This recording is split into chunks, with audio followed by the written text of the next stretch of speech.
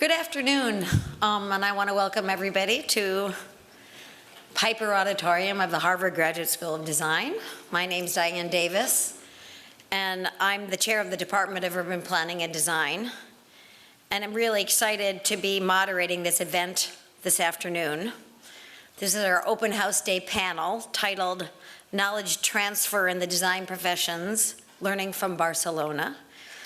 And as you've probably seen in the lobby, in the wonderful spaces of Gund Hall, we are showcasing an amazing, extraordinary exhibition of work curated by my colleague, Professor Joan Busquets, a world-recognized urban designer whose many accomplishments include serving as the head of urban planning for the Barcelona City Council during what many would consider to be some of its most formative years, from 1983 to 1989, as well as during the preparations for the Barcelona Olympics in 1992, which culminated in a number of key projects for the city. As some of you might also be aware, both within the design professions represented here at the GSD and more generally around the world, Barcelona, is also an actor here today, is often held up as a model of urbanism to which many cities aspire.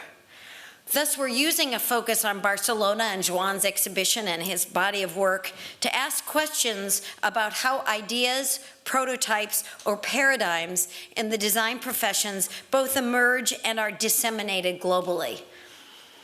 Although we'll hear more from Joan and our other two guest panelists tonight, Chris Reed and Carles Muro, about the nature of urbanism and the range of design, planning, landscape, and architectural interventions that have made Barcelona so lauded in the design fields, let me quickly say that among the city's most notable features, at least from my perspective, are its compactness, animated street life, and pedestrian friendliness, the preservation and development of luxurious and vibrant open spaces, public spaces, green spaces, and other forms. Third, a strong commitment to the importance of regulatory interventions via zoning and other forms of restrictions, constraints, and permissions. A feature that not only highlights the central role played by urban designers and planners in laying out the physical and social contours of Barcelona's urban fabric, but that also suggests that local governance capacities and political dynamics are part of the story of the city's successes. And the latter might also be related to the growing role that citizen mobilization has and is now playing in either protecting or challenging some of the elements of the Barcelona model, thus highlighting the fact that vibrant civil society involvement must also be considered an important part of the success of Barcelona. I think we should not also forget that what has transpired in Barcelona builds on a rich history of architectural engineering and urban planning and design thinking and practice. From Cerdà's master plan built around the grid structure, to Gaudi's iconic work in both building conception and landscape design. Perhaps he's less known, but he also has been focused on parks and green spaces as well as buildings. And the introduction of a subway in 1924. So a look to historic Barcelona suggests a long-standing legacy of commitment to proactive and intellectually vibrant urbanism. And from my own personal view as somebody that's really interested in the history of cities and how they become to be and maintain their exceptional urbanism, we need to think about the history. Often the 1992 Olympics Games and the urban development projects it enabled, which include the waterfront development, upgrading public spaces, some things that are out in the lobby, are considered to be the hallmark of the model, but I don't want us to forget the impact that the city's spatial, social, and economic history has on its current status. I think one more thing I want to say about Barcelona is we should recognize that the wild popularity of the model and the city's great successes also have had a downside, at least in the sense that so many people are drawn to visiting the city that it has started to create somewhat of a backlash from its own residents. Paradoxically, Barcelona's global renown as a place of unparalleled urban delight has brought far too many tourists, raised property values, downtown particularly, and transform traditional neighborhoods into sites of restaurants, bars, Airbnbs, etc., all of which take needed rental housing off the market. Also, there are concerns about the divisions between the kind of revived historic city and the suburbs, having to do with insufficient advances in transportation investments and the overwhelming focus on the historic parts of the city. And in fact, in the election of Adi Kaulau, the past mayor, who came from a citizens movement, focused around a lot of those issues, the transformations in Barcelona that were beginning to create problems for citizens themselves. But anyway, our purpose here is not merely focus on the nature and the current status of conditions in Barcelona, although we will start with that focus when I turn the podium over to Joan in a few minutes. This afternoon, we also have a larger epistemological aim, which is to reflect on the notion of transferability of ideas. In the fields of public policy, there's a large debate around what is called policy transfer, and the implications of taking policies drawn from one context and imposing them on another. So we want to start a similar debate or reflection within our own design professions here at the GSD and ask questions about the extent to which models, techniques, or practices in urbanism and design are being transferred or globally adopted, how and why, and with what implications for the building of cities. The question is, can practices deemed to be successful in one city be effectively transferred to another, or are they contingent on a city's own history in ways that make them hard to reproduce elsewhere? And just as important today, and I think it's reflected in the composition of the panel, we want to think about learning or knowledge transfer across subdisciplinary boundaries in the design fields. In other words, the transfer between architecture, landscape architecture, urban planning, and urban design. Can compelling ideas developed in one of the design disciplines transform practices in the other? How does this happen? And what are the implications for the core knowledge in each of these fields? I think this latter question is particularly dear to our hearts at the GSD because our programs are continually expanding, overlapping, and exploring in new and creative ways, trying to keep up with the changes in technology, environment, the speed of urbanization, and the globalization of networks among design professionals. So we also see this panel today as an occasion for you to hear from faculty representing all three of our main departments, architecture, landscape architecture, and urban planning and design.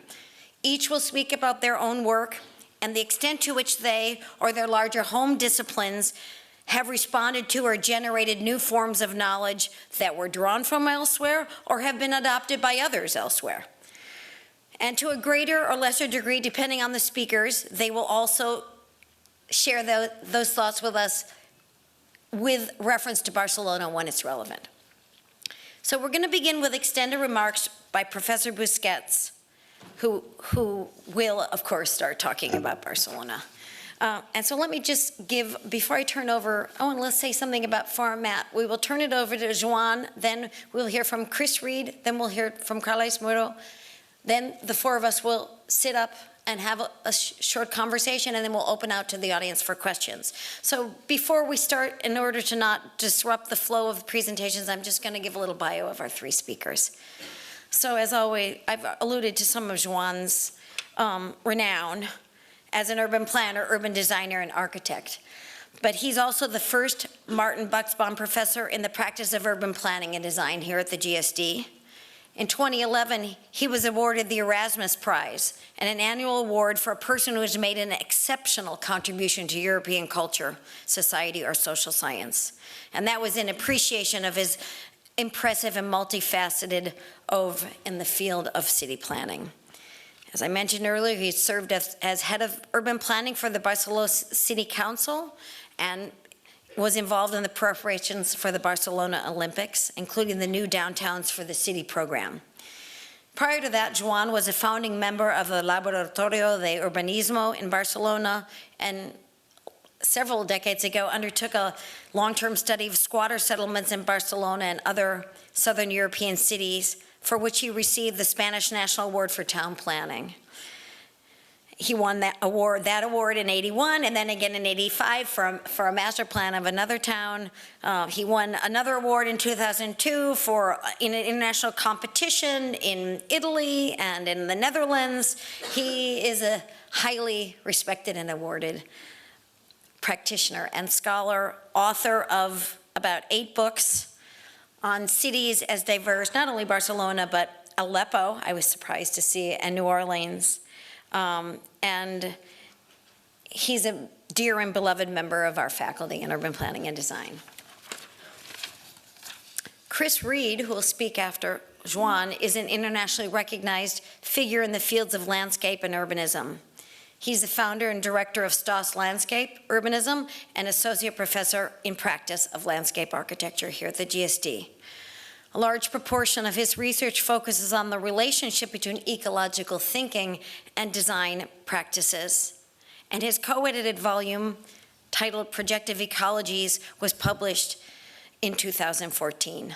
And more recently, he's been involved in a series of really compelling projects, revisioning strategies for downtown Dallas and its waterfront. You're doing a studio on that, I think.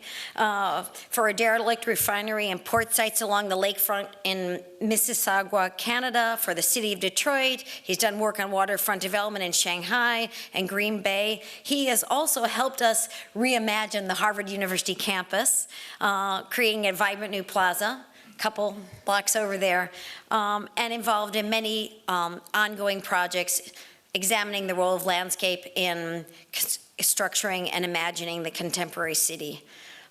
His work has been recognized with the Cooper Hewitt National Design Award for Landscape Architecture, the Topos International Landscape Award, and other projects. So it's great having you here with us, Chris. And then Carles Miró, who's Associate Professor of Architecture here at the GSD, was not only born in Barcelona, but he studied at the Barcelona School of Architecture. We're really happy he's here. He's been teaching in UPD, and now he's an educator and practitioner and faculty in the Department of Architecture. His work has been extensively exhibited and widely featured in international publications, and he recently completed projects including the public market in Mallorca and a healthcare center in a town near Barcelona. He had a leadership position at the Architectural Association in London. He was a director of the master's program at UPC, I guess that's in Barcelona, and have been a visiting professor in many schools worldwide. And we're really happy that he's here to share his reflections on his work as well as Barcelona. So without further ado, I'm going to turn it over to Professor Busquets.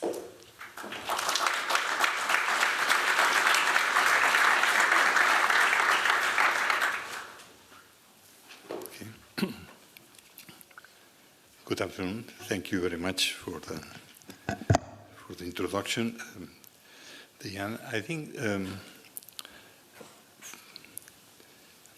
the issue that Diana Davis is raising today is very interesting because I feel it's fully impossible to design one fragment of the city or one city as a whole without taking into consideration the knowledge transfer. We cannot design the city only taking the local data, the local elements. There are always other elements that we have to take into consideration because there is a lot of cultural, social, and technological factors that we have to take, and they are already affecting the majority of the cities. In a certain way, I feel that when we take any city, and Diane proposed that we start talking about Barcelona, and I like it to do that. I think we can see that in all the cities there are always an identifiable urban form. I think there is one form that makes us feel that this is Barcelona and is not London. And I think this is something that sometimes we are linked to the geographical factors, and we feel that the factors were important, or sometimes the landmarks. Sometimes we said, well, this city is like that, and we said, well, Paris has the Eiffel Tower, or Sydney has the Opera House. But this perhaps is not the most remarkable thing. Probably what we like is that to see other factors that make this city really clearly with an identity. And that sometimes we go to the geography. For instance, when we see a field, we recognize that this piece is in Manhattan, and we don't see the Statue of Liberty, but we acknowledge Manhattan. And that's the reason that probably it makes sense that we start thinking why the cities, they have this form of identity. And then we come up and we see at the top, we have the case of, that is really, we are continuous with Barcelona. This is the, sorry about that. That this is what we like to see, because Barcelona, as Diane said, is a compact city. We can see that the buildings are following more or less the same roof, the same ceiling. And we have down, this is Amsterdam. We see that it looked like another city, but it shared the same principle. And then we come up and say, okay, this is probably what we call a European city. It looked like another European city because it's flat, has a ceiling. This is Manhattan, 1920s. It's not a European city. What happened? There is a change. There is a new paradigm, a new invention in terms of the project that makes this vertical city that was adopted in most of the American cities. And that is what we name today the American city. Only one city in America is not following this paradigm, Washington. So the way then we can see that there are design rules that makes that the cities follow certain knowledge transfer or not. And I think this is a decision that we have to evaluate. Second point I like to, within this general urban form, there are some critical projects, some very important urban projects that make the cities special. In the case of Barcelona, this is the project that we should refer. Diane mentioned already the Cerdà project, 1859. One guy, this engineer, Cerdà, engineer and architect, makes this proposal for the whole space around the city wallet and makes a city that was 10 times bigger. This is quite unique. Only few cities make this effort. One city is Manhattan. Manhattan, 1811, they did the same exercise. In one shot, in one single project, they make the city for 100 years. And that happened. And in a certain moment, we have to be prepared how we can design one city that can be long-lasting 100 years. But many other cities, they have other patterns. Like, for instance, if you take Boston.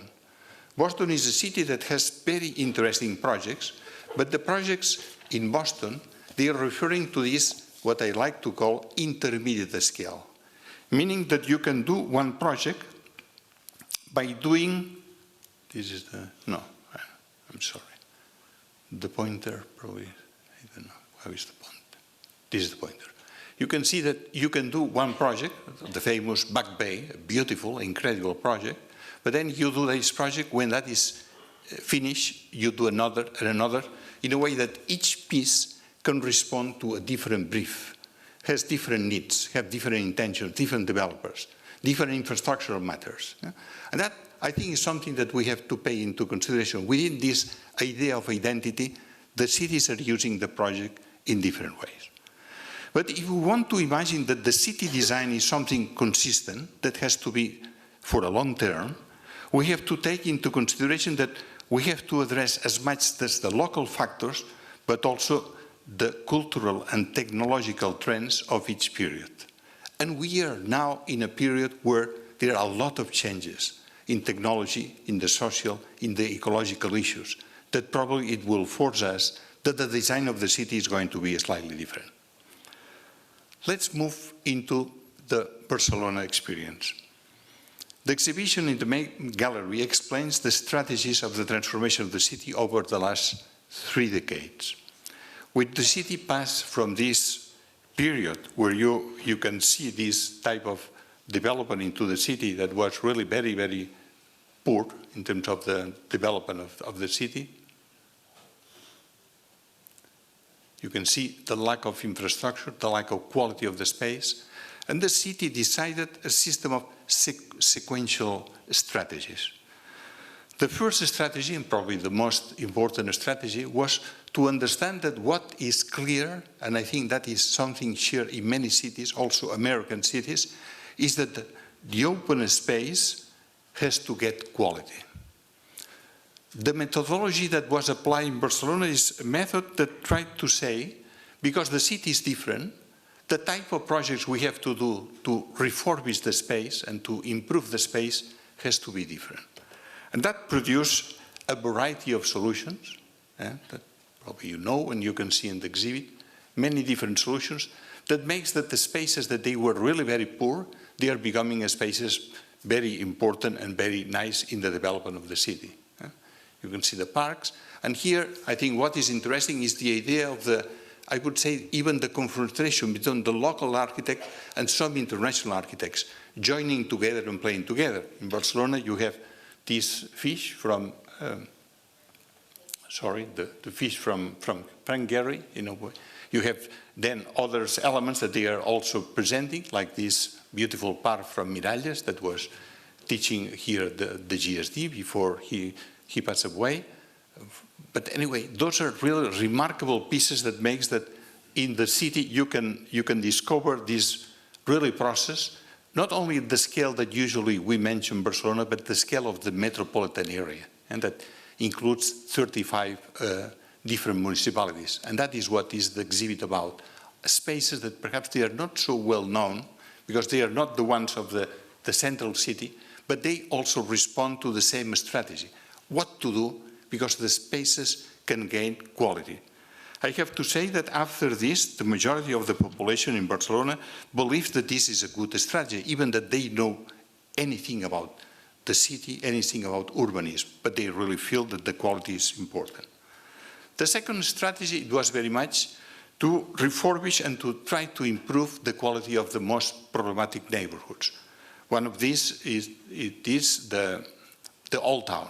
You can see, when you look at the Old Town, the amount of investment that the city put just to refurbish the Old Town and make these spaces right in the middle of the city. Considering that you can do a rehabilitation of the existing buildings and the apartments can be refurbished, and then the same population can stay in the Old Town. I think this is quite important. Design of the city means also taking into consideration some management strategy. If not, a good design strategy could be a failure. I think before Diana was also showing what in the evolution of the city you can always be attentive how you have to reshuffle to make that the control of the city also responds to the social equity, which I think is something that we must like. In the city center, you have the contrast between the old fabric and this gigantic project. I call that sometimes the freezer from Richard Mayer. You know, you can ask yourself what is a freezer making in the middle of the city, but in any case, this project, it creates a synergy into other activities, cultural activities in the city center that have been quite productive. Next to this building, you have this beautiful housing project for the local residents done by Llinàs. But also, another strategy, which is what I call the third strategy, is the one that refers very much to the quality, how you can re-qualify the infrastructure, how you can amplify the public transportation, and you can give solution to the traffic. Barcelona, like many other cities, has the pressure of the traffic, the private mobility, and this is the diagram that was in place in Barcelona, that is the waterfront, where you have the cars going under and above, but always the traffic that is through has a different way than urban traffic. All us, when we are driving a car, we have two different attitudes. When we go from one end of Boston to the airport, this guy goes as fast as possible. But when you go to find or deliver something to this house, you look at the traffic lights, you are in another attitude. It's the way, if you split these two mechanisms, then you get a quite efficient system, like probably is what has been in place in Barcelona. Also changing, you can see that this space is really very much only car-oriented. From that, you get this, if you do this. If you take that, you cover and you make a layer of parking, because those buildings doesn't have, and then you can have a space of that. where you can have some flows, but the majority is pedestrian-oriented. In this respect, I mean, this strategy also takes into consideration how you can make new activity into the city. That is the program that we call the 22 At, which is in the place where they were all factories, that they were obsolete, and how you can introduce new activity in this place, creating that activity related very much to the digital and the knowledge economy. All that is being created in this place. And the fourth strategy is what to do with the empty interstitial spaces. The city discovered, and I think that is quite normal, and I think it seems to me is a design strategy that you can apply in most of our cities. If you consider any city, it seems from the Google map, it looks like everything is done. But if you start knocking, you discover that some places are empty. But you need to knock the city. If you don't see. And when you knock the city, you discover all industries, railway yards, all these elements, and those are the place where you can create room for new facilities, new parks, new activity, and that is what we call the New Centralities program. 4 of these areas are the ones that were proposed for the Olympics '92. The rest are done in the joint venture, public and private. You can see, for instance, this project. This is from Rafael Boneo Solá Morales. That is a gigantic project in this place, in this empty spot, where you can see quite a beautiful project integrating a huge park, 2 schools, and private development. All that is one package done by a private developer in joint venture with the city, and the city pays $0 for this development. I think this is quite remarkable, this idea that in the management, the projects can become beautiful in terms of what they produce architectural, but also in terms of what the city gets out of it. And you can see how they play with the topography of the place just to make also a link from this neighborhood to the other, which in fact is this pass underway. That Rafael Boneo sometimes called that is like a skyscraper that is sleeping in a certain way in the city. That probably is a good reference. Within this strategy, the waterfront probably is the most well-known part of the project, where you can see the transformation from a very derelict land, industrial site, quite polluted beaches, into a quite beautiful spaces that you can see that easily on in the exhibit. That the way that you pass from this image into that, where you can have this access.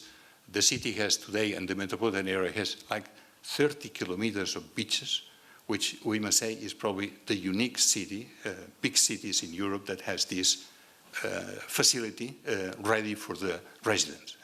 People sometimes say, well, the tourist is tour-oriented. No, the residents are the ones using that, and sometimes a lot of tourists are coming. Welcome. Okay, and that could be how this strategy that you can see in the model can also be propagated outside the city, creating what we call some metropolitan centralities. That could be the same mechanism. Let's move back to the main item. The strategies that have been evolving when we are presenting Barcelona are strategies that also has to be confronted with the paradigms that other cities. When you look at the exhibition, you're going to see the exhibit is like a double exhibit. You will see a lot of Barcelona, but suddenly after every chapter, you discover how other cities are struggling, how they are tackling with the same problems, the problems that today are facing that I'm going to refer to it. This double reading probably for you could be very interesting in the exhibit, because you can see cities that they are offering better solutions to the sustainable mobility than what Barcelona has achieved. Or in others, probably Barcelona is leading the way in other cities. And I think this is what is very important. Going back to the knowledge of transfer, sometimes has been said that this is a question of fashion. And in part it is. It's a formal question. For instance, many cities at the beginning of the 20th century, all the cities, or most of the cities, they like to be like Paris. The mayors were visiting Paris with the architects, and they were trying to understand how they can repeat Paris in Buenos Aires, Sao Paulo, even Chicago. It was a city that was trying to do that. When you look at these fantastic schemes from Burnham, this is very much into these logics, how the Beaux-Arts, the French Beaux-Arts can be influential in the American city. But as I said before, it's something else. It's not only about the form, it's also about the content. And the cities today, they are facing, like before, for instance, when London was inventing the first underground, the underground was later replicated in many other cities. And that was really a good way of solving really a very dramatic question, how you can provide an efficient answer to the mass transport. So the way attention to the transfer of knowledge has a lot to do also with the idea of what the cities needs, what the change and the innovation, how that can be produced. And for instance, I feel that this is the place, probably the universities like the GSD, are the ideal places where these things can be systematized and where the understanding of the real problems can be put on the table to understand how you can improve and how you can transform. The capacity to interpret the best strategies of urban projects to address the clear, well-defined situations that the cities has. I think this is important, and to do that, I think you have to understand 4 things. The first is we have to be able to learn and to understand and comprehend the urbanistic problems of each city. I insist, each city is different. In the way we have to learn how we can scan the city, how we can learn the specific condition. The second is that we have to have a critical understanding of how other cities are solving the problems. I think this is an important research, and probably the GSD is quite ahead in this question. The third is how we can apply these specific solutions to this city that we are studying. But the fourth is not neglected. We have to imagine that the cities has also the possibility of creating new solutions, creating new projects. So the way there is a lot of capacity that we can invest and change that. For instance, if we go back to Barcelona, you can see this project that we know already, the Cerda project, that when he was doing these studies in 1855, he studied 12 cities across the globe.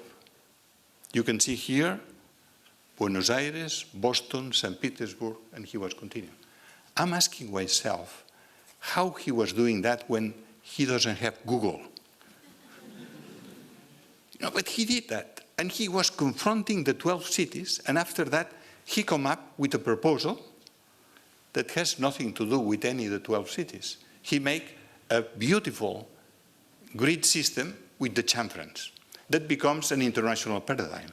And I think that means that by researching what we don't get exactly the answer, but probably we are very close to understand what the way that we can design the best solution for the city. I think this is quite clever, and I think that is a good precedent that produced this fantastic city, but also produced probably the room for the existence of these fantastic pieces of architecture. Because I think the best architecture is always placed with a very good urban project. That is probably what we learn everywhere that we study about this thing. The second step, I think it happened on the already early 20th century, when Roubiot asked Forestier, that in that moment he was the Paris park director, he invited Forestier, please come down to Barcelona and allow me to organize the park service of the city. Forestier agreed. And he said, well, for me it's also challenging because I'm going to discover something else. I'm not going to come with my Parisian catalog to apply to Barcelona. No, I want to discover, he said, what is going to be the Mediterranean garden. And both of them, they produce this fantastic exercise of different models and these realizations that they are in the Montjuic area that they are quite remarkable. So the way I feel this is a good example of this type of knowledge transfer that produce also the creation of new concepts that could be, in that particular case, new ideas about the park, the city, and nature. And that, I think, is what probably we have to learn and to use with this example, but we can go on for many other cities and many other examples. And I think it's very interesting when we study one city to discover what are the key projects in the development of the city, but also what are the knowledge transfer that we can discover from one city to the other, because it's good to understand what are the roots of the different projects, in what sense they are based, and we are going to see that, in general, all the good projects never use the technique of copy and paste. They are something else. There is always a creativity in the development of that. Then, for instance, when we go to the recent experience of Barcelona, we can discover very different forms of intervention: refurbishing, restructuring, creating new solutions that could be in terms of the design, but also in the management. I think we have to pay attention to that. But in the end, we discover that perhaps it's not a singular model, the ones that today are going to follow. It's not a dogmatic period where we want one solution. It's more the research by design, designing in a way that then we can learn and we can discover what is the best path. Yeah?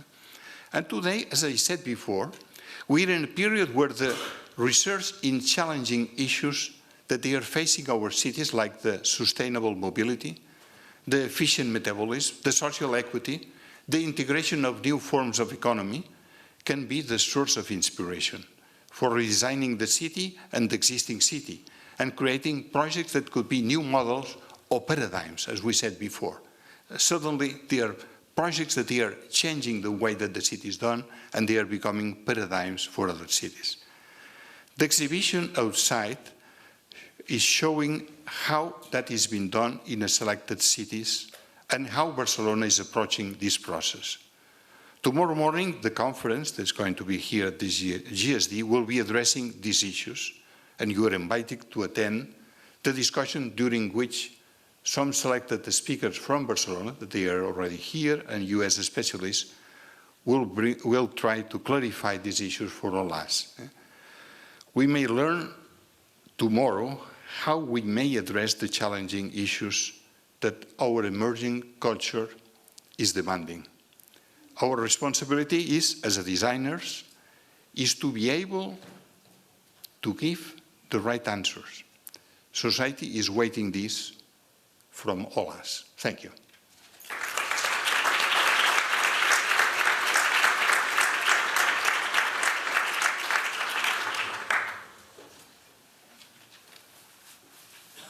Good afternoon. I know it's been a long day, hopefully an energizing day. If you're not energized yet, come talk to us. We'll energize you a bit later on. I want to talk about the relationship of Barcelona to the discipline of landscape. And I want to do it both from the perspective of the profession of landscape, but also from a personal perspective. This was my first experience of the city of Barcelona. This was during the Olympic Games in 1992. And I was, of course, watching this on TV. And this is the diving venue and the views you would get on television from that event. And I was just blown away at the way in which not just the television coverage, but the event itself had really featured and become a catalyst for thinking about that city. I think in many ways, I want to argue that this was an important moment through the 80s and beginning of the 90s, when a lot of us around the world rediscovered the city as a source of social and cultural and economic value. But it's also it was a moment where the design disciplines found a renewed value in landscape and in the public realm.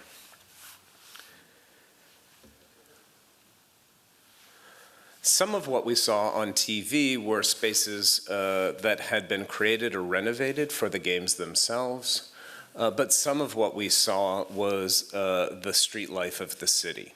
This is the Ramblas, of course, through part of the old city, an incredibly vibrant, active, and frankly beautiful part of the city that allowed people to simply stroll back and forth. There were these moments I discovered, as well as these other moments, these new pieces of the city or renovated pieces of the city where infrastructure had been calmed, in this case sunken into the ground in order that new civic and social connections could be made both along the waterfront and to the waterfront. And of course, as Professor Busquet mentioned, this incredible reach out to the sea, capturing that very special Mediterranean landscape that has become really essential to Barcelona's identity.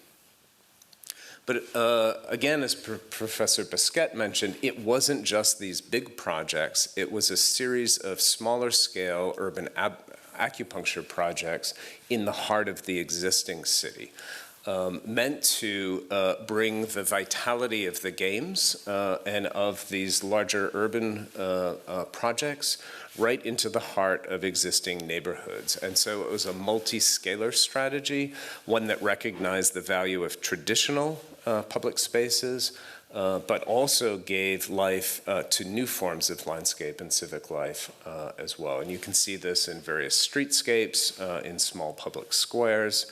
And interestingly enough,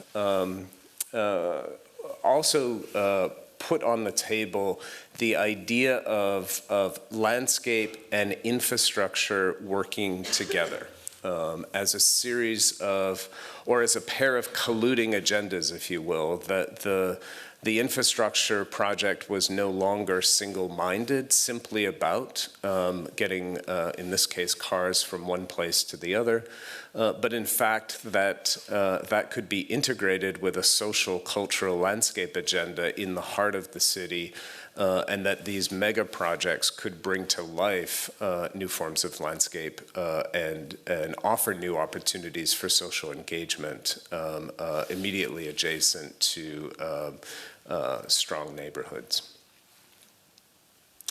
This was also an opportunity to create new cultural landscapes, the Botanical Garden here. And it was an opportunity to look at entirely new areas of the city that could be formed around or formed by major new landscape projects. Now, on the one hand, this was a critical moment, I'd argue, where we're all very excited about rediscovering the city and the value of landscape and the way that landscape can again be cross-fertilized or hybridized with other disciplines, both urban design and infrastructure. But I might argue that this is what was going on in the 19th century already by landscape architects like Frederick Law Olmsted. This is part of his work here in Boston, the Muddy River and the Back Bay Fens. I love the construction photograph here because, of course, we all know Olmsted's work is very lush and beautiful and is a respite from the city. Certainly there were open space and environmental agendas and recreational agendas, but this construction photograph shows you that his work was also about flood control and hydrology. It was about urban transportation. You can see the beginning of a light rail line here. You can also begin to see in the design of those spaces from the photograph and plan of the Fens that these projects integrated cartways, what became roadways, and that these new parks and roads in combination created new neighborhoods for development. And so here was a landscape architect back in the 19th century doing an urban project that was multi-layered, quite diverse, quite complex. And it's this kind of hybridization, this kind of complicated project that I think Barcelona inspired us to rediscover. From that came some incredible projects, first in the Netherlands, social spaces in the heart of the city, as well as new forms of landscape integrated with infrastructure on the very edge of the city, at the very edge of the sea. Throughout the 90s and 2000s, those same ideas were manifest in various places across North America as well. What was a former rail yard converted into Millennium Park here in Chicago. Combination of landscape spaces, major works of art, and a major concert pavilion by Frank Gehry. New forms of hybridized landscape. This is the Seattle Art Museum and Olympic Sculpture Park. Very clearly a hybrid between a sculpture garden, a piece of landscape, a piece of very robust infrastructure that's negotiating a steep grade change and passages over active rail lines and active roadways, all in an effort to get people down to the waterfront. And then more recent projects like the High Line on a renovated rail trestle in Manhattan. Other projects like the Brooklyn Bridge Park, renovating older pieces of industrial land on the waterfront. This isn't just a North American phenomenon, it's one that's carried around the world. And in different ways. This was an insertion into an existing botanical garden, a series of insertion that really renewed the life of this public space. And a recent project in Madrid, which involved the sinking of a highway and the creation of some incredible new open spaces, landscapes, and neighborhoods along the river there.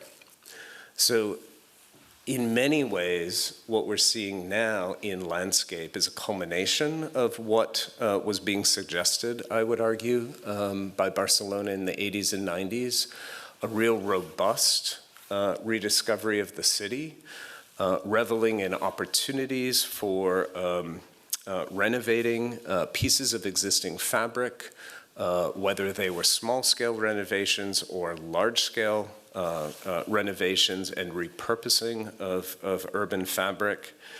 I think, too, this whole era represents a revival of landscape practices, especially in the city and of the city, and a reintroduction of landscape hybrids, landscape hybridized with urbanism and with infrastructure that has opened up opportunities for some incredible cross-disciplinary collaboration and fertilization that continues to evolve here at the GSD and around the world. Thanks.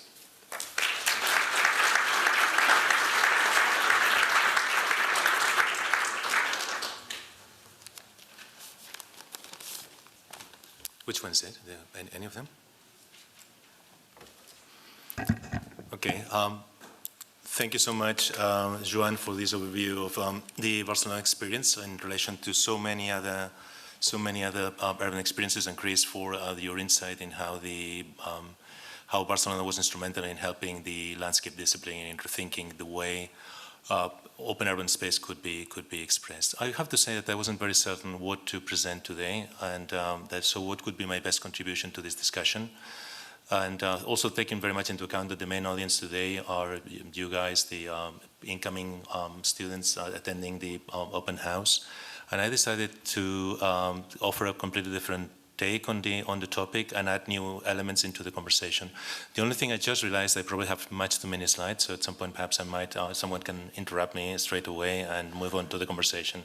So that you will, I know you will, because that was an issue that was beginning to come up. So basically, I wanted to share with you some thoughts about the very notion of transferability and negotiation, and really to try to discuss some cases of the negotiation between architecture and the city, which I thought that could be something more useful probably for incoming students. So let me try if this works this way.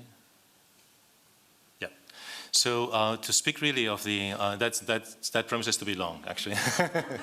So to speak really of the notion of transferability takes us to talk directly also of notions of translatability, I would say. And I was bringing this very quickly to, in a very superficial way, although to the conversation, because I think that we tend to look at translation in a very superficial way. And translation forces us to not just take a text from a source language into another text in a target language, but it creates some sort of negotiation, which I think it's very close to, or at least we can learn a lot necessarily from into the design disciplines. So just to be short, I'm taking a few images from the a simple, very well-known book, The Adventures of Pinocchio. This is the very first edition by Carlo Collodi. And let me just once again. Yep. So that would be the first English translations by Mary Alice Murray, which continues to be a classical translation into the Everyman Library. And I think that, of course, it raises lots of issues. We all know that a perfect translation is an impossible dream, but we continue to translate, and that's why I think this is relevant. Of course, there's a choice here already, changing the adventures of Pinocchio and the story of a puppet in the order. There's also a mistake, of course. The illustrations by C. Mazzanti should be Enrico Mazzanti. But I think it creates lots of issues of equivalence of meaning, sameness of references, and the balance between sound and sense, which is something very important. But we could go into, for instance, this is the very first illustration of Pinocchio, that's by Enrico Mazzanti, that forces a completely different type of decisions, another kind of translations. Some we could call just illustration, but it's a form of what can be called transliteral semiotics. Semiologists call it intersemiotic translation. And it forces to make a set of decisions, of choices, not just to give an image to Pinocchio. This could be another one by Attilio Musino, the classical one. And we could see a range of all of those illustrations going into even one of the most recent ones and most beautiful ones by Spanish painter Antonio Saura.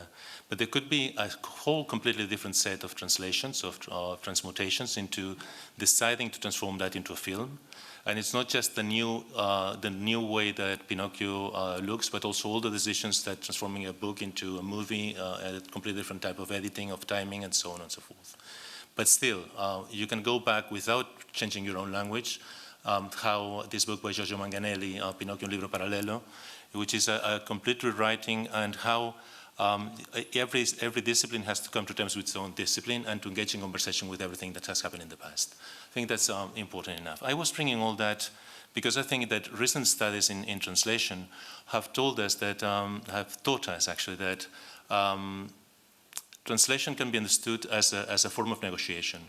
And that's absolutely something which is obvious, but it has not been identified until very recently. And I think that precisely understanding how to negotiate amongst things is trying to reach an agreement between opposing or interests.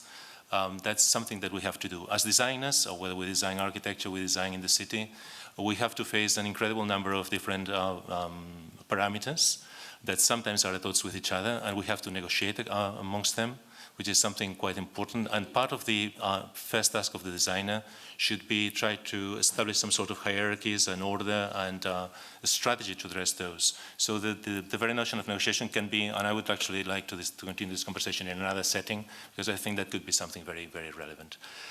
So that could be also be seen as a form of negotiation between two conditions that share the same border. This is the typical Rubin illusion for the vase. So if we look at the white background, we see the vase. If we imagine a black background, we would see two faces meeting. And that's the way that cities have been normally described, and that's where I was going in a sense.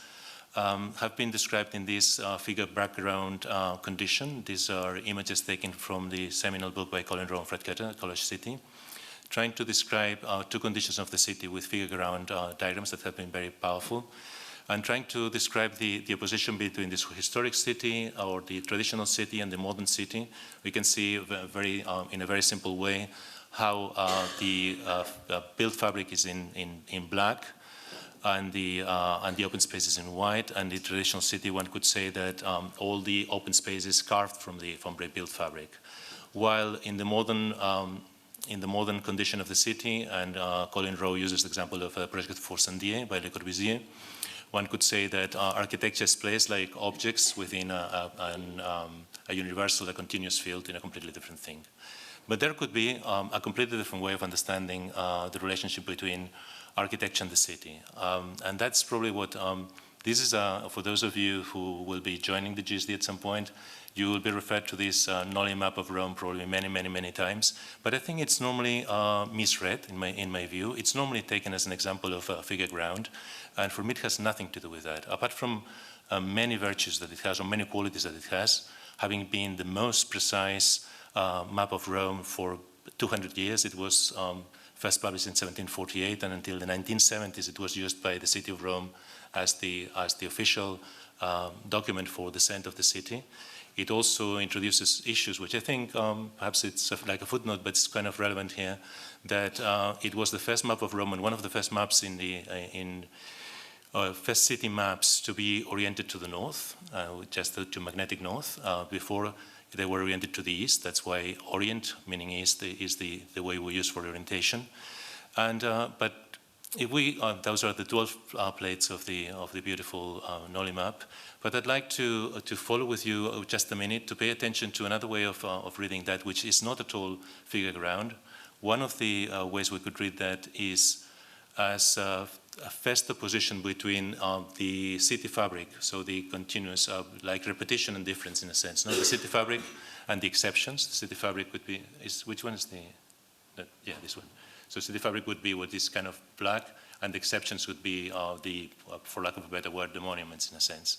But I think, and that's where I was going, that one could actually look at that in a different way, starting from somewhere like Piazza della Minerva, going into Santa Maria sopra Minerva, going into the cloister, going into through these stairs into one of the courtyards, going into the Piazza San Murato, Piazza San Ignazio. There's a continuity of collective space. So there's no distinction between, there's no real distinction between this and that, and that's something which is absolutely relevant to me. So once again, going back to the Pantheon, what was there, we could look at that as an object in the city, or we could look at that as probably its main value, which is the amazing quality of its interior space. But in order to enjoy and understand this interior space, we need to transition from the city. And I'd like to point out into this porch, this portico, which I think is probably what makes it absolutely relevant. It makes this negotiation that I wanted to discuss between architecture and the city, adding layers, adding qualities to it. That's once again the same possibility here.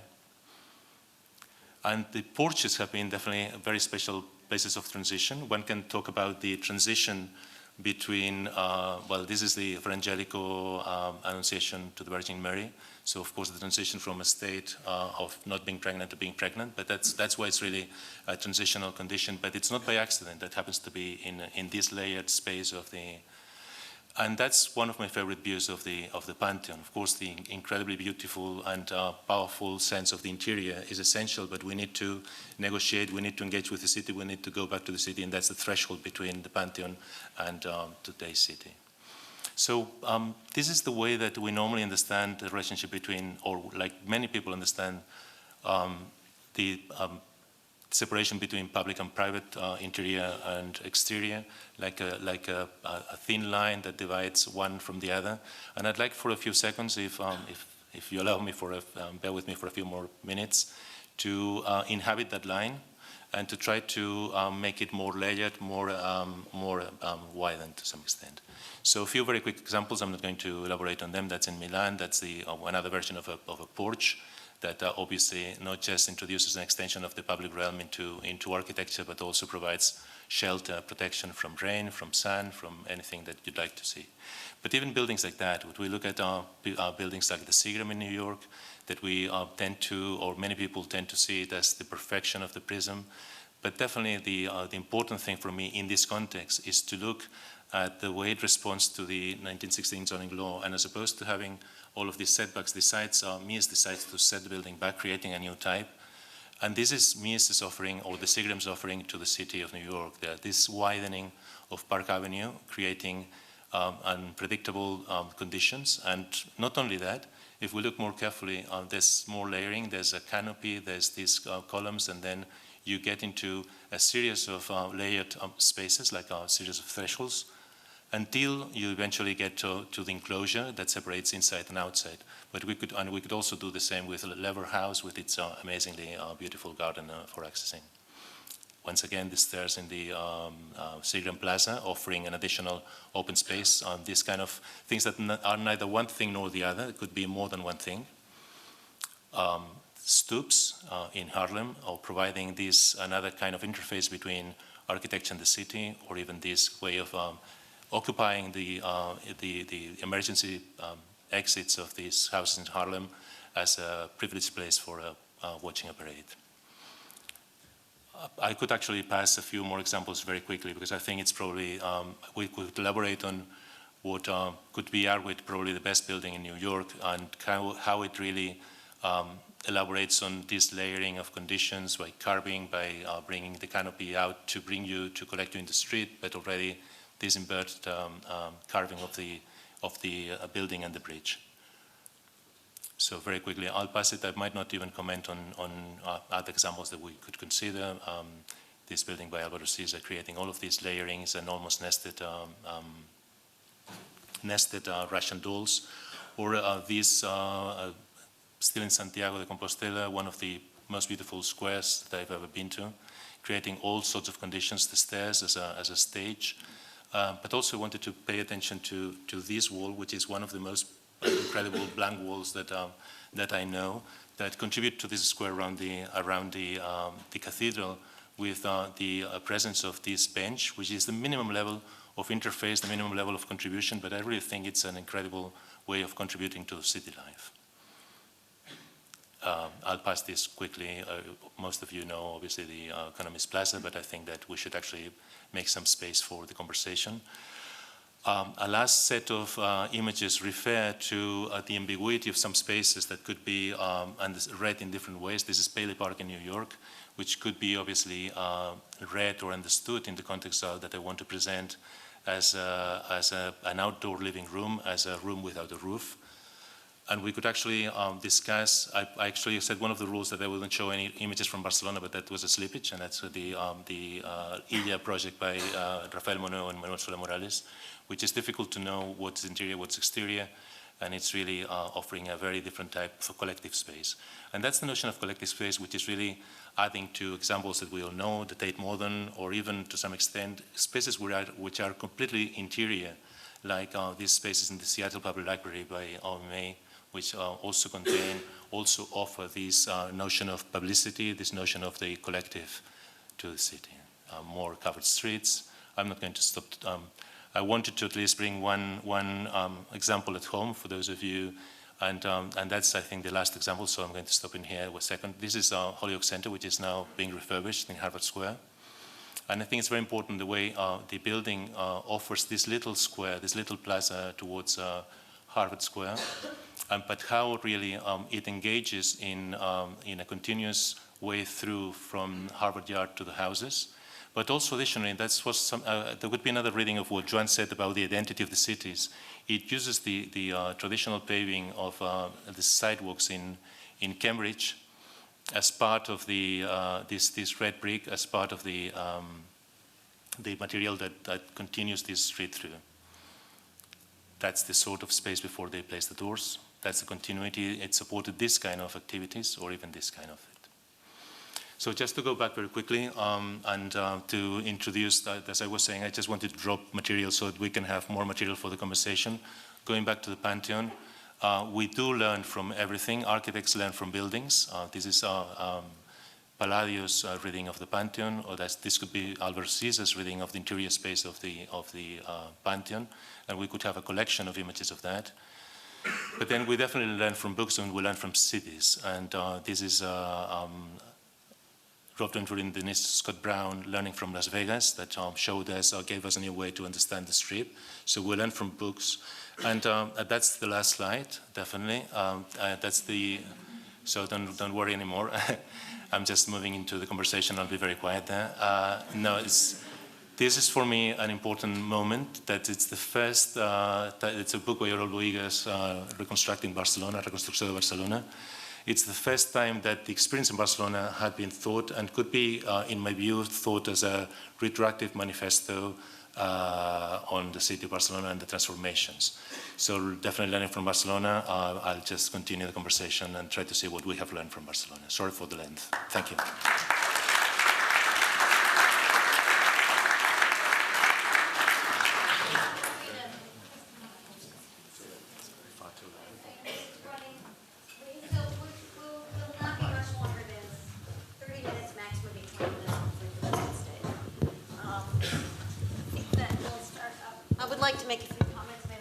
questions, and then we'll open it up to the audience.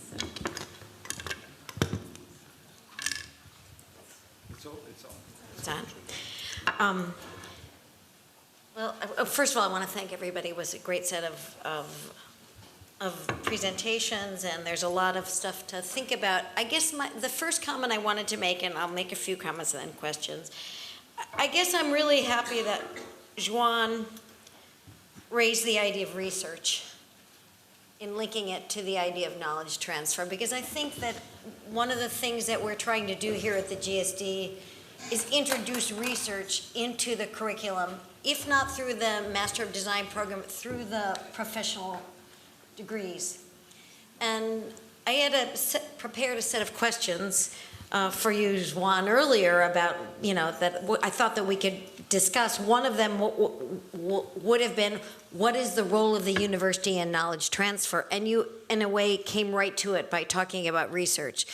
The idea that you can have ideas floating around, but how they can be brought down to your particular, whether it's your topography or your history, your culture, needs some research. So, and I would also say that in that context, your concept of translation is also important to think about. How do you translate an idea through research down to the specificity of a place? So I very much value you putting on the table, Carles, the idea, the concept of translation instead of transfer. Because the notion of transfer kind of implies something just comes from outside and gets plopped down on a place. So there has to be a set of reflections through research as well as a translation. So I guess my question for everybody here, since I want to also represent urban planning, which is no presentations on that, we have urban planning design together, is about the role of the citizens in the translation of ideas. Because a lot of the visuals we saw were kind of from the design professional, thinking, going through research, thinking about translation, thinking about new ways of seeing, thinking about new design practices. But to what degree does a citizen play an important role in the translation of an idea that comes from abroad and comes to a city? So I don't know who wants to begin on that one.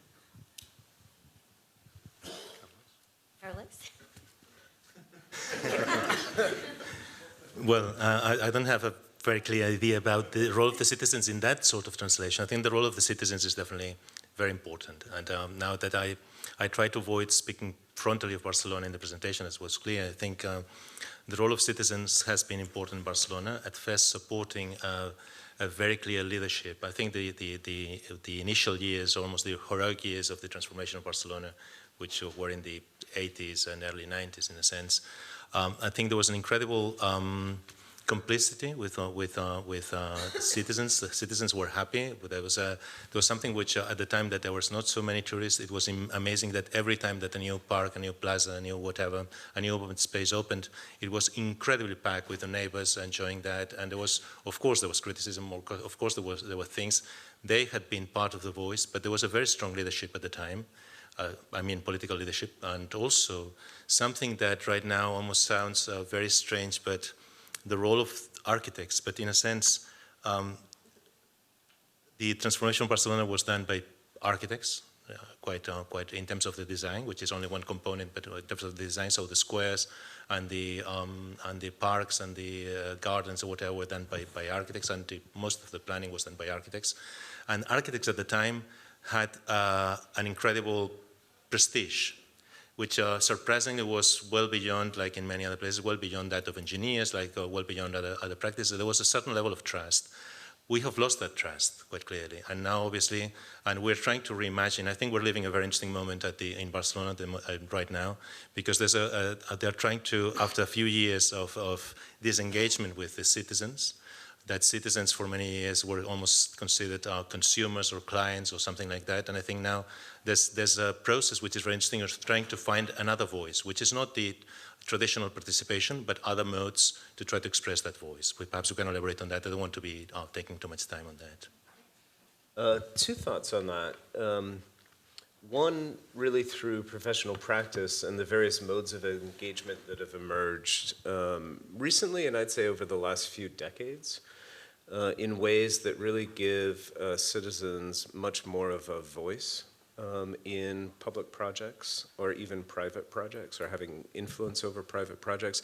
In some ways, this might have come out of a backlash against modernism and the way in which projects in the modern era would completely renovate districts of the city without any kind of public conversation about it, and of course displaced all sorts of people from their neighborhoods and communities.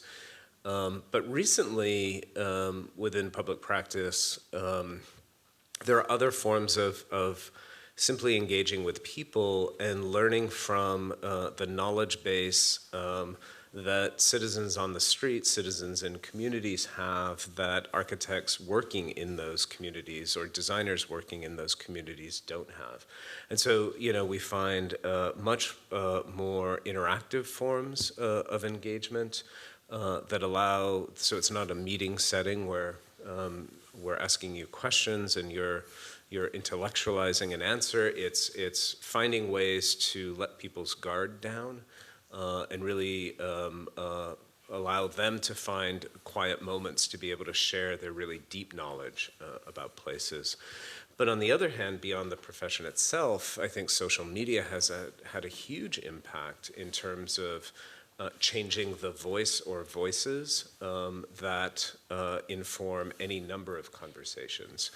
And so already before we engage a project, there may be a host of social media outlets, social media conversations that are happening already that we can tap into and learn from and really begin to understand the kind of social context of a project before even starting.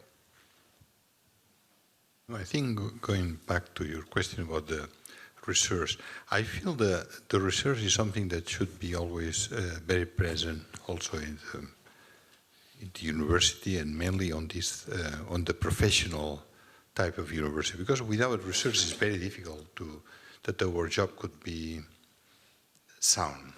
Otherwise it tends to be, today I think the capacities that all the computers and digital media give to us, that allows to do more research than before. And I think this is the power that we have today. We can invest more in research and checking the things, doing also tests of the things we produce. And I think this is what probably is so important today in the change of the way that the projects and the design and the research can be done. But the question is that in the end, after the research in our field, I feel we have to be responsible, that we have to be able to explain easily. I think people has the right to know why the things are proposed, and they have the right to understand and to say yes or no. I mean, it's the way, and that is, in the end, I think the power of the design is that you can enter into really a quite black box system, but in the end you have to exit with something that should be very clear. And the people who could say it's too high, too low. For instance, today the media, if you ask in a conversation, the media, are you in favor of tall buildings or low buildings? The answer is very clear, low buildings. But if we want to address the sustainable issues, we have to change our mind. We have to create research that proves the intermediate and higher densities are much better for the sustainable city. But that is changing the paradigm. Until now, let's say the modern movement created the idea that low density was better, and that we propagate this system. The buildings that they are leaving more space, no matter what is the use of the space, are better. And then we discover that this space, without any use, they are full of garbage, they are difficult to maintain, nobody can use, they are unsafe, all these things. Now we have to create new paradigms. That is what I feel experimental projects are so required today, to create new solutions and new paradigms that the people can understand and can share and then can discuss. Well, I have one more question, and then we'll open it out to the audience. And I just want to pick up on points both of you made, the idea of social media or technology. Juan, when you gave your presentation, you said you could hardly imagine that Serdar was able to do the research he did without having Google to be able to take the picture from above. And when I was thinking more about the exhibition and your presentation and even our field here at all the work that's done at the GSD, I think what technology has done is made it possible to see models of other places, iconic architecture, visually beautiful places, and extract them from the reality of the place. Our students are up there all the time going through the computer and finding a possible model, but they're really extracting them out of thin air. So my question, but then on the other hand, so it's easy then to try to impose a model because you've seen it somewhere and it might work without a deep understanding of whether it'll be relevant in the place. On the other hand, Chris mentioned the importance of social media for mobilizing citizens to be able to respond. So I see it as kind of a Janus-faced change in our field, and I just wanted to know a little more from each of you about where do you think technology fits in now in your discipline with respect to translation or our knowledge transfer or research in order to kind of bridge the gap between general ideas and the specificity of a project.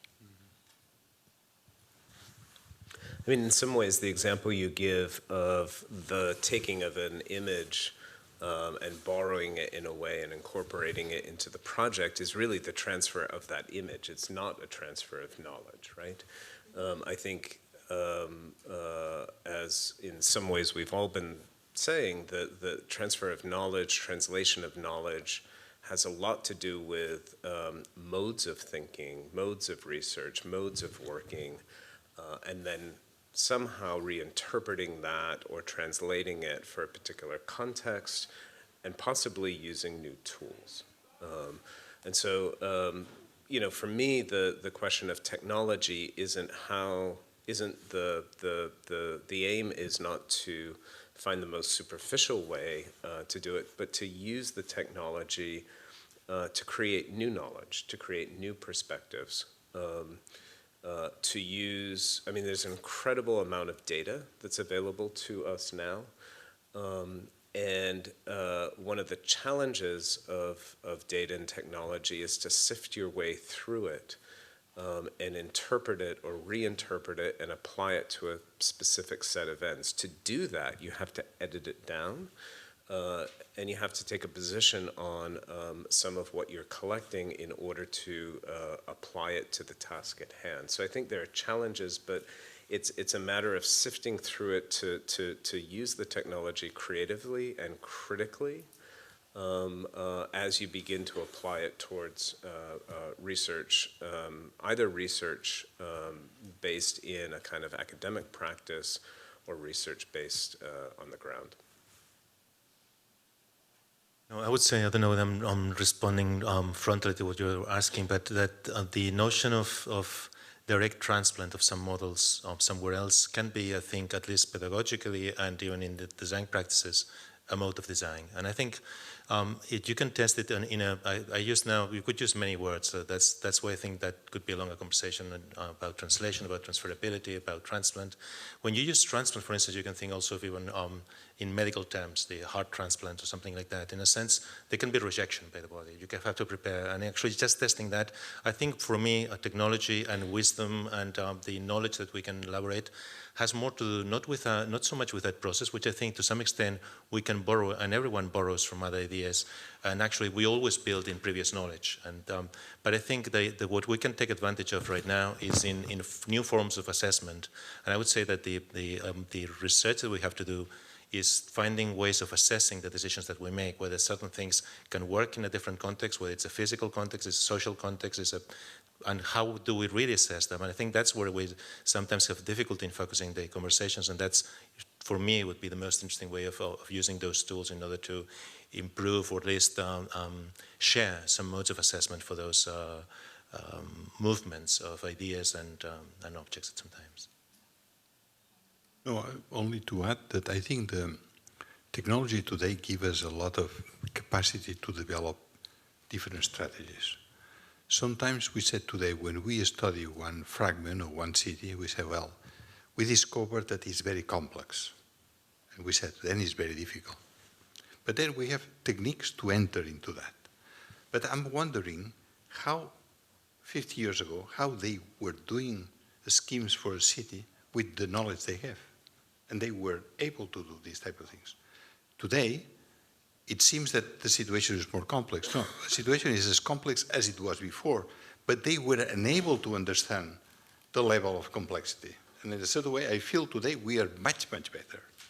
And then we have, and that's the reason that I think research can set up certain type of principles. And these principles could be better than the dogmatic principles that the previous generation was working in the cities. And they were very straight, and they were knowing the way of doing. But that's the disaster that they've been created. Today, we can move back and forth. And I think this is what makes probably the type of research and the work we can do at the university or even in the field could be much richer because we have capacity of feedbacking. Today, you can change, if you do a large piece of architecture or a big master plan for a city, you can change, and in hours you can recycle that. But probably 20 years ago only, you were unable to do because you were unable to draw this amount. And then you say, okay, go with that because we cannot change it. We have to build. I think this capacity of feedback is incredible, I think. And so I feel that we should be completely sure that we are moving in the right direction. But I think Chris is right that not because we have this amount of information means that we are able to interpret it properly. I think this is where research comes up in a way. The way that we can make the right use and we are able to communicate that. I'm really scared with this idea. I insist on that, the black box. To imagine that our job is something that we know that the way of doing and the rest should follow our advice. No, we have to be able to prove in what sense that can be beneficial, and we have to test, and the people has to be able to test and to say, no, this is too much or this is too low. That's the system. But I think technology we are now, and probably the new generation of the incoming students, they are going to have a privileged condition because it's time the way the techniques we are using are fabulous. They are extraordinary. But at the same time, we have to prevent that. I think your example is very good. An image doesn't make a project. An image is an image.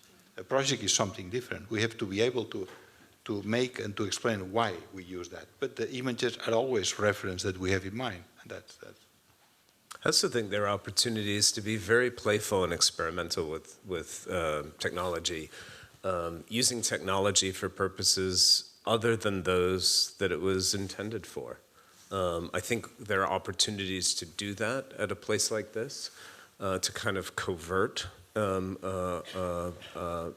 certain software programs to make them do things that maybe someone hadn't originally intended them, and through that to find new ways of working, new ways of thinking about the world. Why don't we open it out? Are there any questions from the audience? We have at least 10 minutes if there are questions for Joan or any of the other panelists. Nobody? Thank you. Hi, excuse me. Thanks very much. Barcelona is obviously one of those cities that you hardly ever forget. It may have been an accident of short presentations, but curiously, all three of them seem to have the public outdoors. And I was thinking of there was a Harvard Design magazine of some years ago called What About the Indoors, or What About the Inside? And I think the idea that the public is outdoors tends to privilege the public as a crowd, or rather than the city as something. I mean, I don't know if there's anything purely private in the city. I mean, a family house, a living room is public, and so on it goes. And it's obviously much more difficult to present as an image. It requires a different, but people say grid for Cerda and grid for New York, and it's not just the difference between Americans and Catalans that is making the difference. There's a depth to the Cerda block that isn't present in the New York block, or it has to be done vertically, so on and so forth. And I just wondered if that was an accident, or if it is actually much too difficult to present except as some sort of, cutaway axo that nobody can understand. No, I think I tried in my presentation to precisely discuss this boundary and precisely express it as a continuity. Obviously, it was very, very, very quick and it didn't make any sense. But I think your point goes beyond whether what we did or what we didn't. I think it's a very interesting point. And I think that not only, of course, there's a certain idea of the interior that can contribute to the understanding of the essence of a place and its potential for transformation and its life. But I think something even more interesting, I think we can clearly think of an idea of interiority, which is also in outdoors. And I think it's, so this discussion between interior and interiority that we started also in one of the symposia here a few months ago, I think it's relevant in that sense because it's not such a clear boundary. And by interiority, I mean a certain level of subjectivity and a certain level of understanding the domesticity of life. And I think the boundaries are much more sophisticated, and precisely that's why I have a particular interest, not just because of the, not even polemics, but the interest in precisely another form of conversation or transfer between things would be this relationship between architecture and the city. But those thresholds, I think, for me, are also particularly suitable and particularly precise in discussing that. But I think that's very difficult also to present quickly with slides, but I think it is a conversation that we should have at some point, definitely.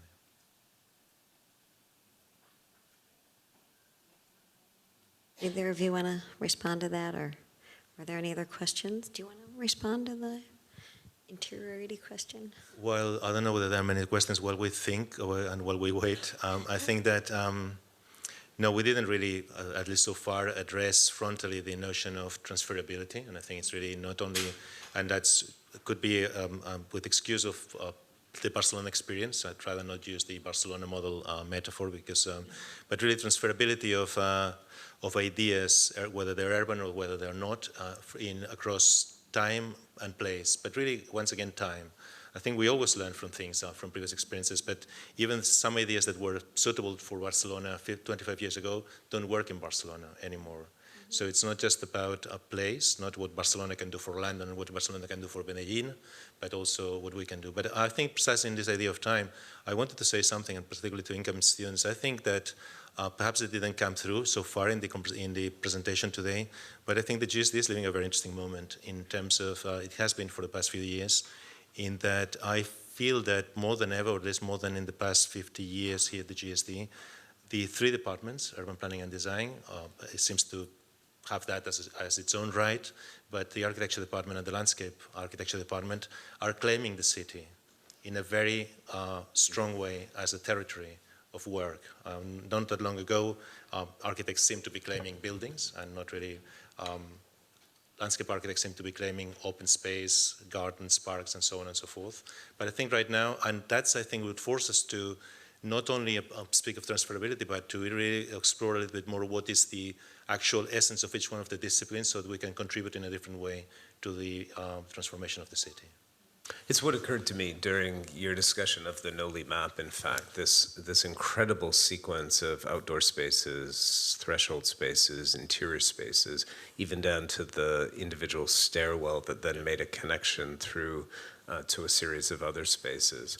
And that the city is really a collection or a sequence of projects and spaces that have been designed by multiple entities but work as a kind of collectivity. Some of those done by architects, some of those done by landscape architects, others informed by the work of urban designers and planners. And in many ways kind of brought home just this point you're making, how we're very much in a mode of rediscovering the city and how the city has become the common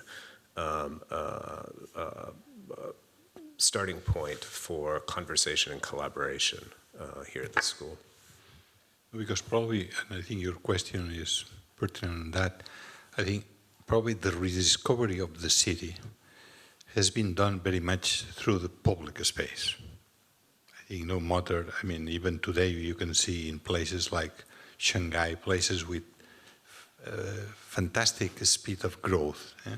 But still that they discover that the space, this space is the one that can create quality for everybody, in a way. Yeah?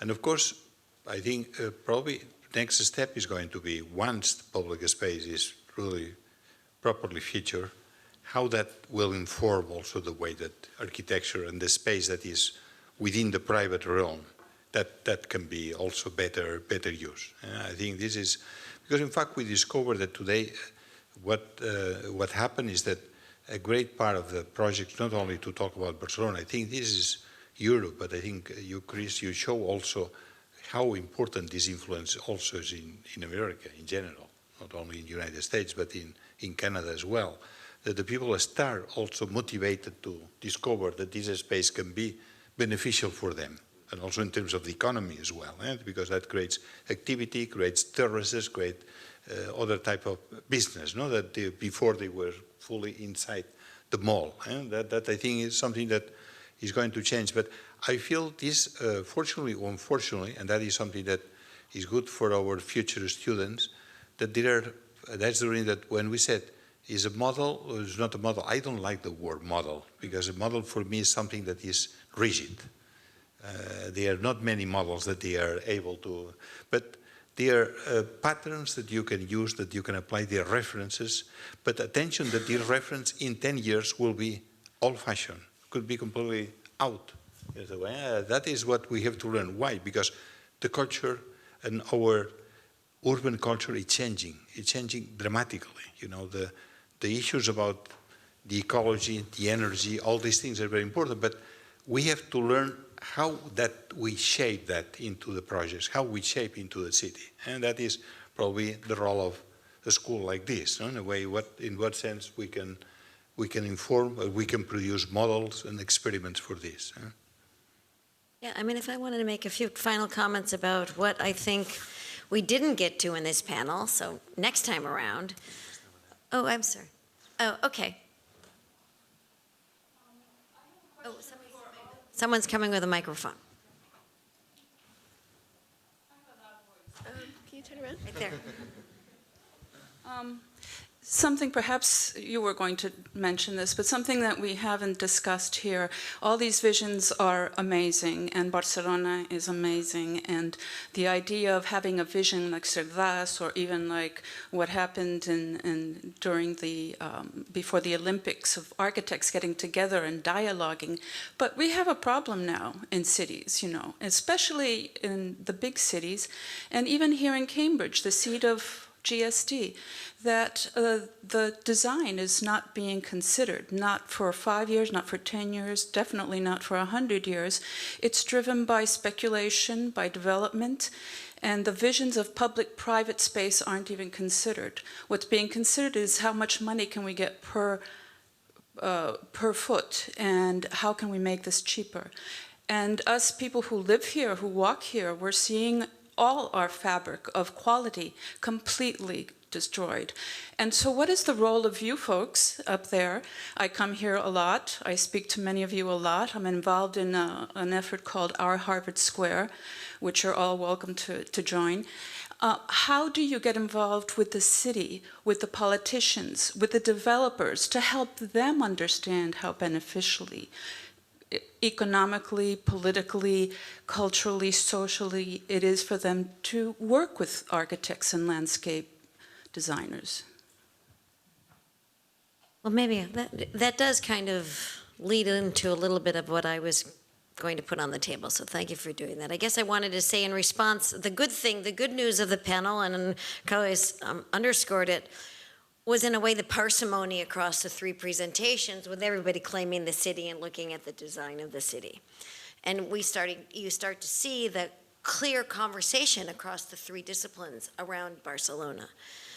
But as somebody, I don't work in the United States, I work in the developing world. If only the cities in Latin America that I work in, or in India, could look like Barcelona. So you start realizing, oh, what's getting in the way? And it's not just knowledge and transfer. There's power, and there are institutions, and there's money, and there are a lot of things that mediate between the idea, the generation of knowledge about what would be a good transferability and what's possible in the world. And so maybe I'd end by saying that as we look for convergence across the disciplines here at the GSD, there's also an opportunity to find the skill sets in some of the disciplines that offer answers to those questions. And I do think that that's something that we're struggling with in the urban planning department. I know in landscape, there's more effort to kind of bring those institutions of power and governance. And even Joan himself said that it's about those successes in Barcelona had a lot to do with governance and power and management, not just citizens, but also states. The legitimacy of architects and designers is a part of it, but the strong political relationships that were established are also a part of that. So, and that's something that that is not yet entered, I don't think yet in architecture or landscape, maybe not yet, and that's something that we're going to be pushing forward, more conversations like this among the different disciplines about how we can learn from each other's skill sets to continually produce better designs and better cities.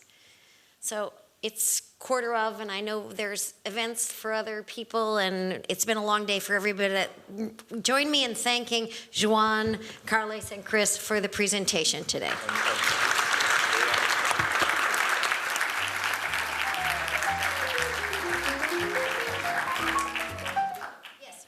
Another reminder about the conference tomorrow morning. There's some posters around, major experts in the field of urban design, speaking not just about Barcelona, but the future of urban design. We have a series of esteemed guests from Barcelona who'll be with us in the panel, and we hope as many of you can come back. Here we'll be in Piper at 9 a.m. tomorrow, 9 till 12, till 1 o'clock. So please come join us tomorrow to continue the conversation.